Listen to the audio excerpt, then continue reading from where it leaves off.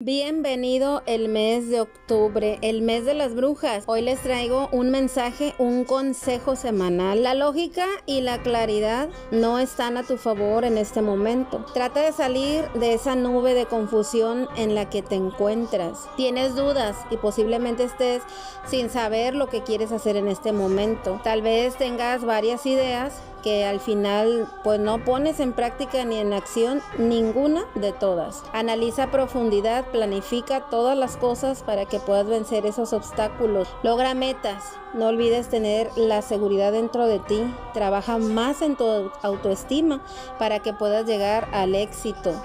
Trata de abrir los ojos, escucha ideas, opiniones de los demás y toma lo mejor. Abre tu mente.